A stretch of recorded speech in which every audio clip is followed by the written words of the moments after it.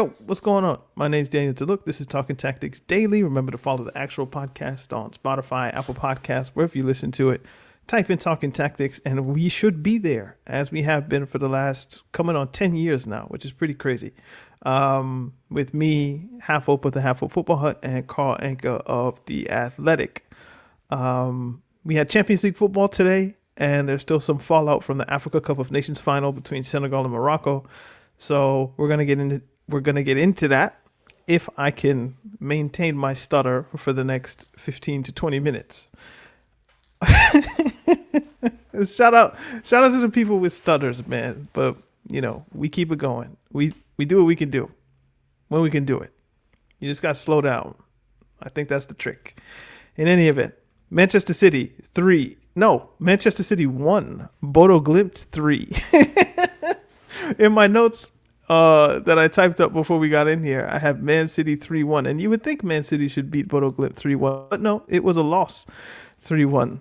The first number is the home team. So, they go Scandinavia, Manchester City. They're playing on like the partially plastic pitch that Bodø Glimt has.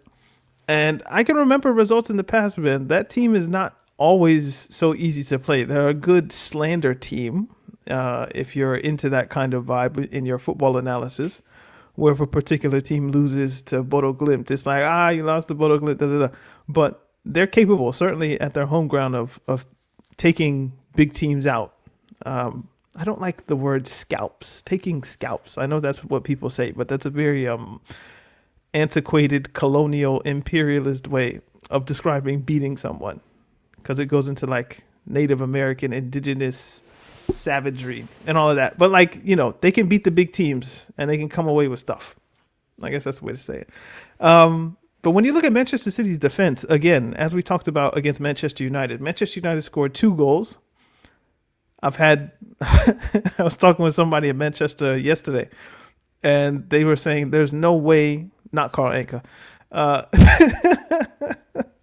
that, just to be clear, he was saying there's no way Mason Mount was offside. But even still, Manchester United could have scored. They had the ball in the net 3 times and it was ruled out, and they hit the post twice on top of their other 2 goals. So marginal offsides not included. You could conceivably think of Manchester United scoring 7 goals in a game against Manchester City, which is bananas. But when you look at their defense, you're starting Kuzanov, Alain as your center back partnership. I mean, it's incredibly untenable to succeed in the Premier League and certainly in the Champions League against the best teams in Europe, despite their name being Bodø Glimt. I don't think they're a joke. They're a team that's been perennially in Europe, whether the Conference League, Europa League, Champions League, I'm not quite sure, but they're a team that has some capability of beating you. And yeah, when you see Manchester City's defense, I think anything is possible. And then after a certain amount of time, your Ballon d'Or winner, your best player, your captain gets 2 yellow cards in a matter of a minute, 2 minutes max. And now you're down to 10 men, and the comeback that you could have had down 3-0, Shirky scores 1. Shirky gets 1 back, I should say. That possibility is completely ruined. And I think you kind of take a damage limitations approach if you're Manchester City at that point.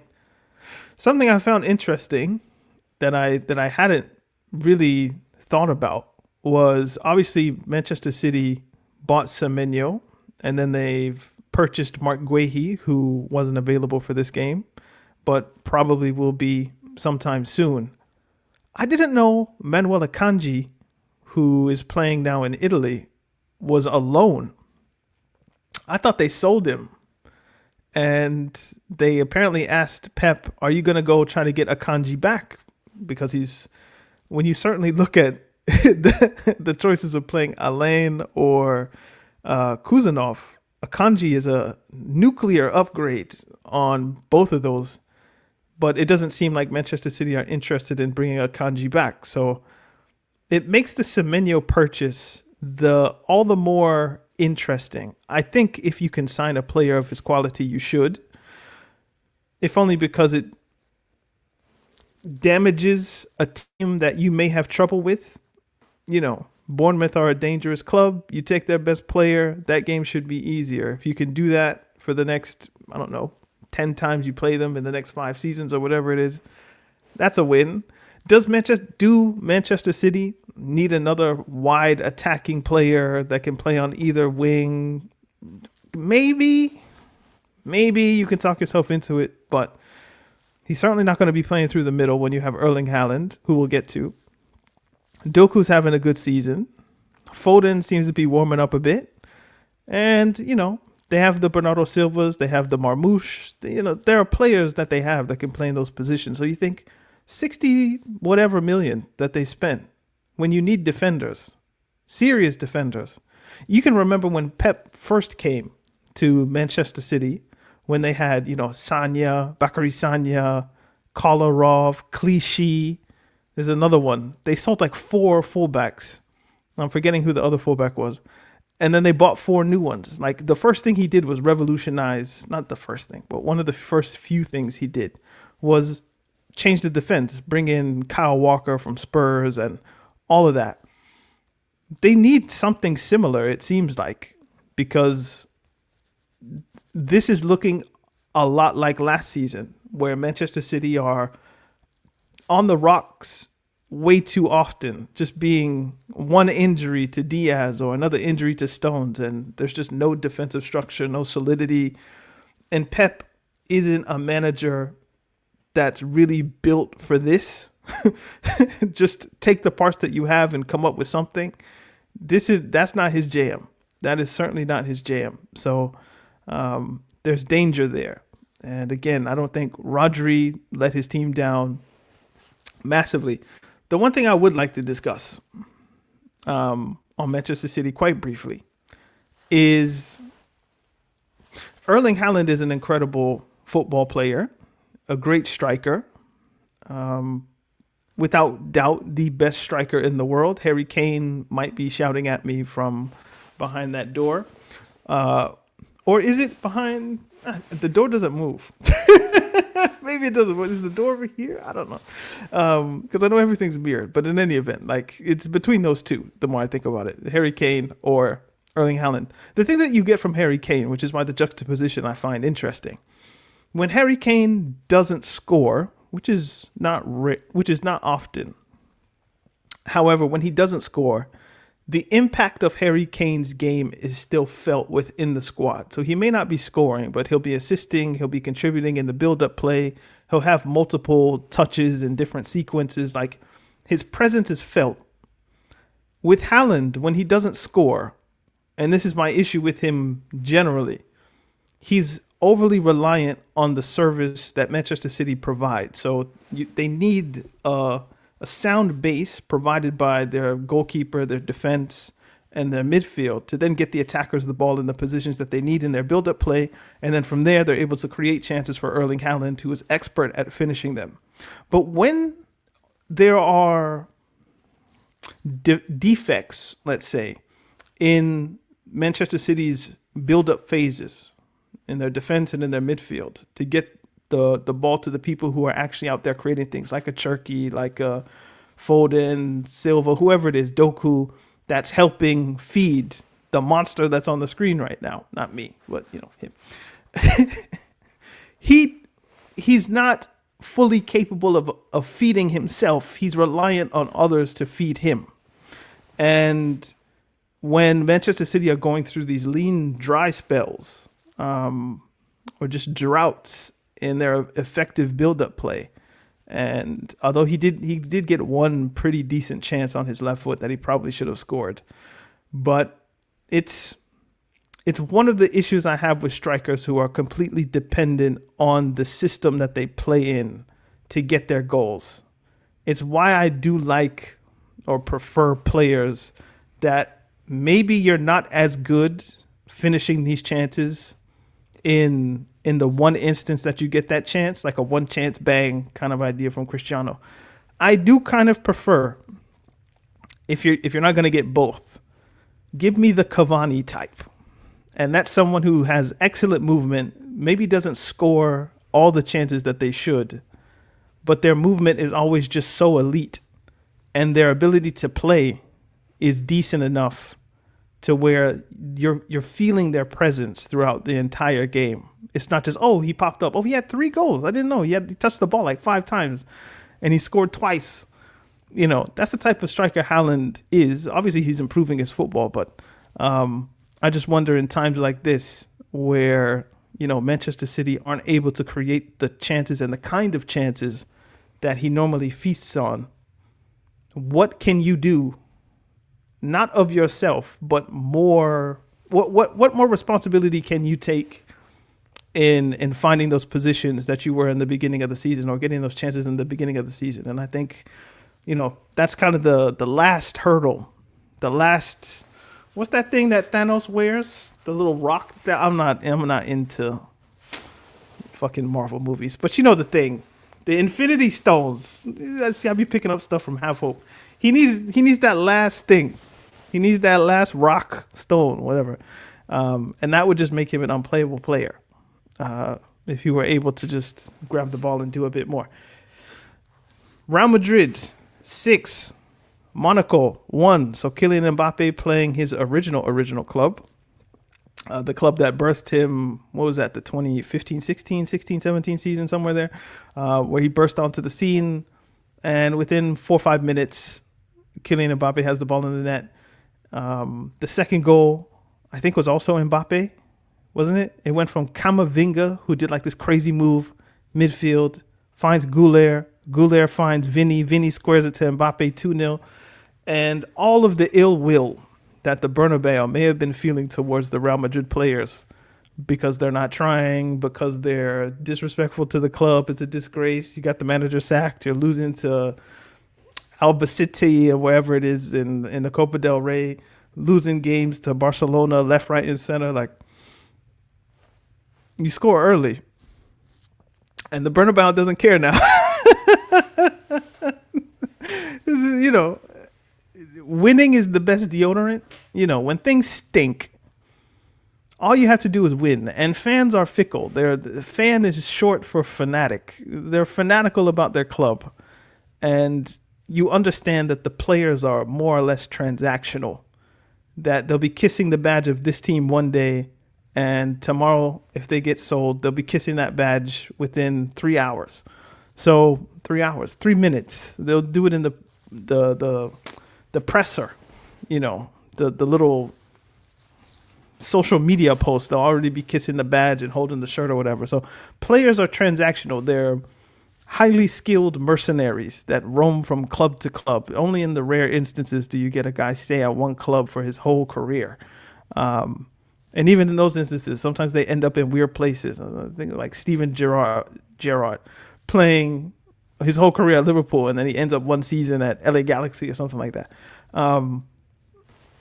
It's the nature of the beast. So you should, as a fan, just enjoy what the players are able to do from game to game, honestly, because Vinny might be gone in 24 months or less. So once they start doing well on the pitch, it becomes very hard for a person who's tailored to just support the club, the institution. It becomes very hard to keep booing them. And in a game where you're playing Monaco, decent French outfit, not having a horrible season, they have talented players. You beat them 6-1. And the type of football, the type of pressure, the type of turnovers that they were getting throughout the whole 90 minutes. On one hand, you could look at it and think, where was this level of energy, this level of effort, this level of tenacity, this level of togetherness with Xabi Alonso? And is it a case of Xabi Alonso wasn't able to get this from you? Or was this something you weren't willing to give him consistently? That's a question. That's a big question mark. And so Vinny has 2 assists. The goal he scored was amazing. Bellingham's goal at the end was really good. Big composure in that 1v1 to get around the keeper and slot it in. I mean, Mastantuono scored a good goal. Like, there was a lot of good, positive things to take from that game, but it's it's more or less a one-off game. Monaco came to play football, and that's very dangerous to do against a team that has Mbappe, Vinicius, Mastantuono, Goulet.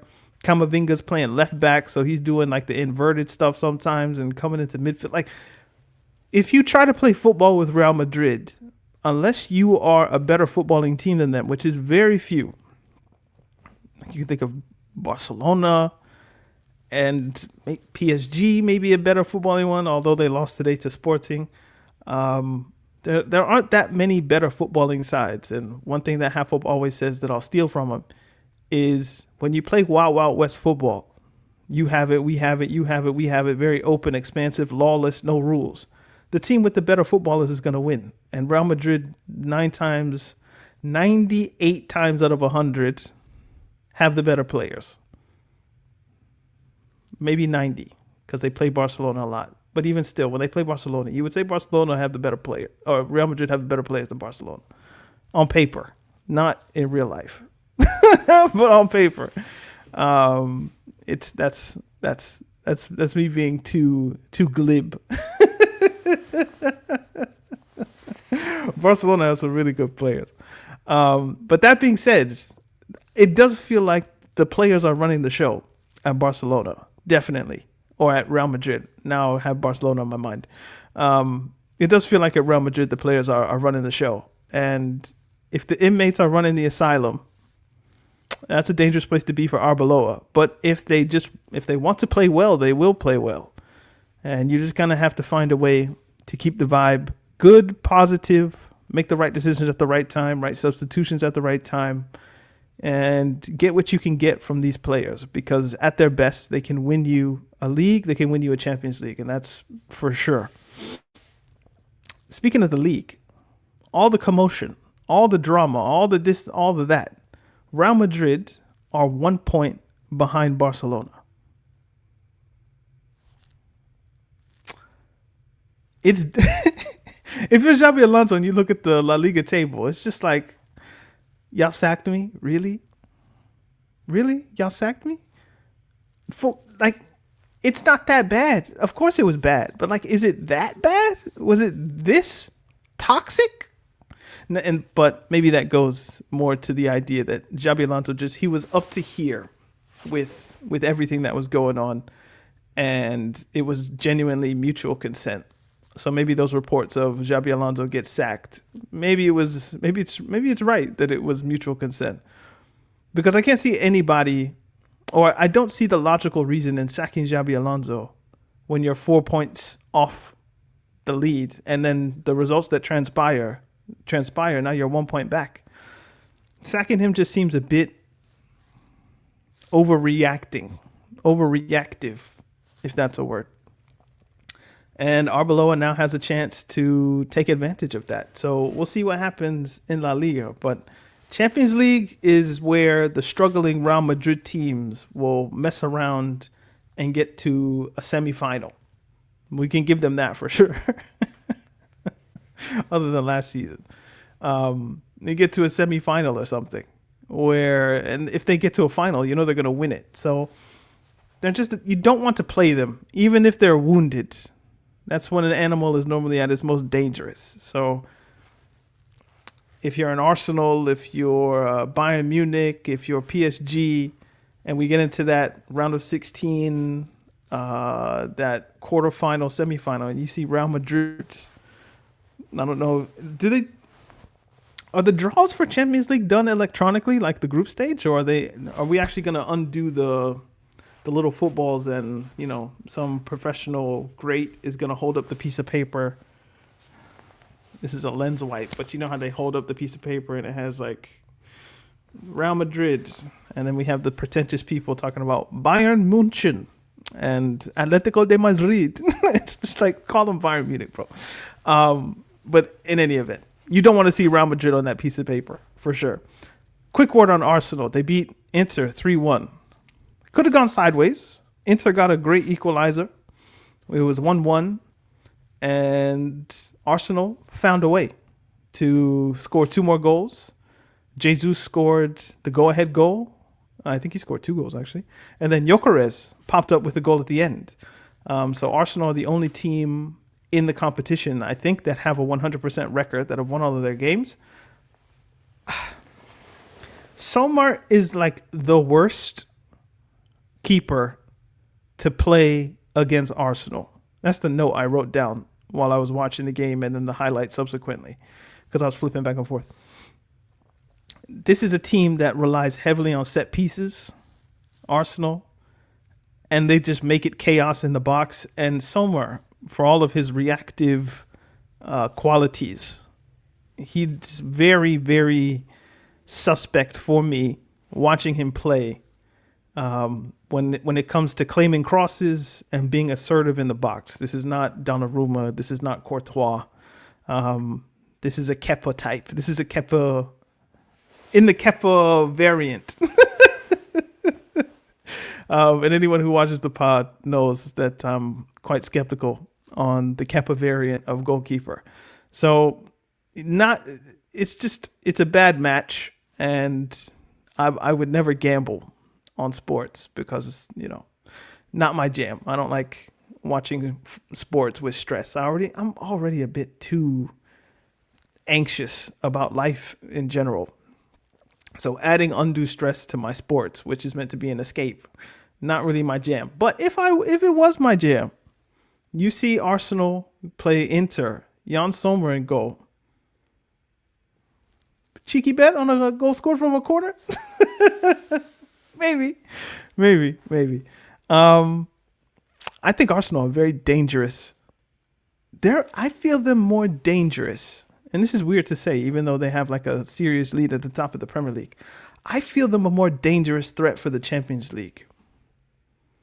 Maybe that's insane, but they are rock solid, usually defensively. Only in rare occasions do you see them get ragged. They have such depth and ability to swap players in and out without losing too much quality. And I know they don't have an out-and-out goal scorer in the way that like Manchester City do with Erling Haaland in the best of circumstances, or they don't have a Kylian Mbappe as such. But what they have is just, again, a bevy of options capable of hurting you. And you don't know from game to game where it's going to come from. You can have a good idea it's going to be Bukayo Saka, who had a great game. It could be Marino. It could be Odegaard. It could be Rice. It could be Jesus. It could be Havertz. It could be Trossard. It could be Eze. It could be Madueke. It could be anybody. And then it obviously could be Gabriel, Saliba, Calafiori. Like, you don't know where their goals are going to come from. They don't know where the goals are going to come from. I'm sure they have an idea of where they'd like them to come from, but they just seem like a team in knockout cup football that you just don't want to play. And I could easily see Arsenal winning a Champions League this season. I could see them losing the league somehow to Manchester City because City find a way to get Haaland his goals and Arsenal stumble somewhere. But in the cup, any cup, how do you beat them? How do you beat them in a one-off game or in a two-leg tie where, our best player doesn't need to have a great game, but you're not going to get this ball past our goalkeeper easily, and we're going to score a couple for sure. So they play Manchester United, I believe, on the weekend. I didn't look that up, but I feel like I remember that from last week.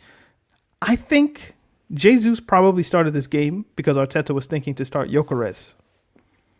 Jesus is making a case to be Arsenal's leading number 9.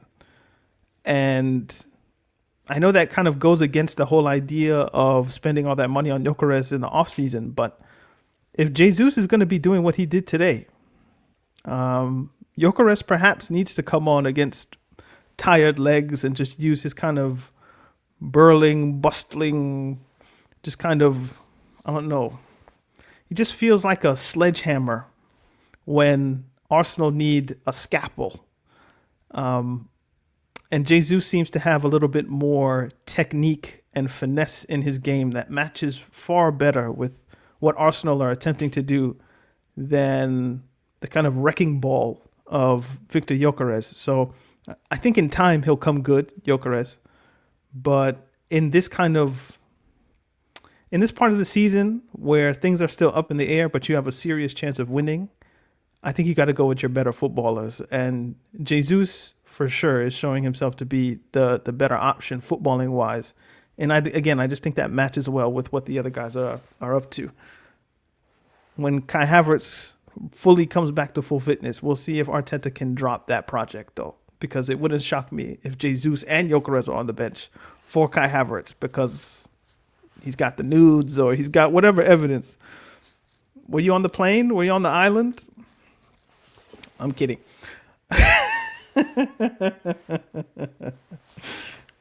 Deep reference. Senegal, Morocco, fallout. I think I can do this in 5 minutes. We'll try. The game has predictably gone litigious. Somebody was going to go to court. Whoever lost was going to court. Whichever FA was going to determine that the outcome of that match was not acceptable, either for bad refereeing or poor sportsmanship or something that took place over the course of that 120 minutes, or it was longer than 120 minutes. It was like 135 minutes if you include the time that the Senegalese were off the pitch. So Morocco are going to court. They're saying that the 12 to 15 minutes that Senegal decided to stay off of the pitch irreparably changed the game. It did. Oh, how could it not? Obviously it did. But I feel like there's a feeling of Morocco have kind of blown the chance of being a sympathetic character. The reason I have this picture is because you have Sarabia.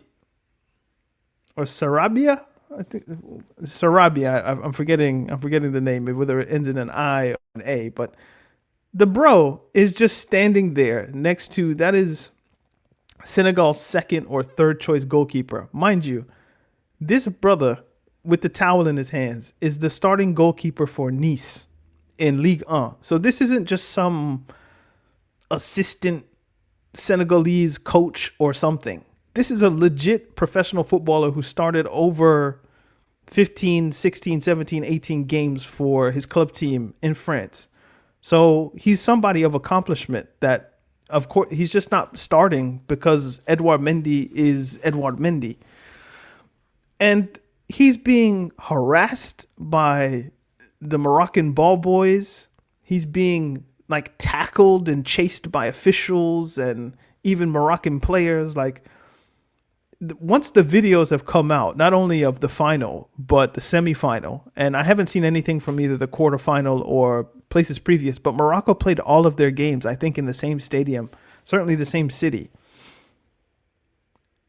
The support that Morocco would probably otherwise have based on the Senegalese overreaction or malreaction to being mistreated. Once the evidence starts to mount up, it's like, whoa. These people are taking towels. If they can't be trusted with towels, what else are they up to? And then you get the reports of, like, the Senegalese security and hotel and training and all of these different types of things. It's just like, maybe you could see how ruling out that the goal that was rightly scored by Sarr and then giving a soft penalty just sent the Senegalese over the top. Once you add it to all of the other little things, it just becomes the proverbial straw that breaks the camel's back. And why is the camel carrying straw? I always wonder that part. But it was that little thing, maybe not even a little thing, but that thing that just, this is it. If we're going to lose, like if you're going to make everything so difficult for us and challenging for us to the point that our goalkeeper can't even have a towel to keep his gloves dry, then you guys can just have it. Just take it. If you want it that badly, y'all got it. Fine. Like, I've had it again up to here. even above, like I've had it to my neck, if I have a neck. Just take it if it means that much to you. Like, if we can't even play in peace, not that football should be played in like an abundance of peace, but like if we can't even have a fucking towel, now you want to take a goal that was a legit goal and give a penalty at the very end of the game. Like, again, I think I'm trying to be careful here because I don't have evidence. So you know what? I'm going to let that thought go. But what I will say is, if it were me, I'm with Thiaw, the coach of Senegal. Like, he says, come off the pitch. That's the exact thing I want to see my coach doing in that moment, because I'm already annoyed. I'm like, what is this? Like, what are we doing here?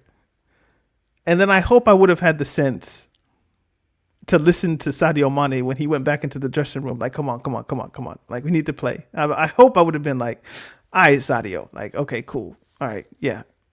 You're right. You're right. But initially, I would have so been with the idea of just, fuck it, man. If they want to take this shit, just let them take it, bro. I do swear. So I just, yeah, they're on some fucking bullshit, bro. Just let them have it if they want that shit. Let them take. Like, I would have been so sweary and obnoxious and annoyed and just take me home. Like, I don't even want to second place medal for who, for what. Like, just get me out of here. And I can so feel that. And then again, the videos of the towel have just enraged me, bro.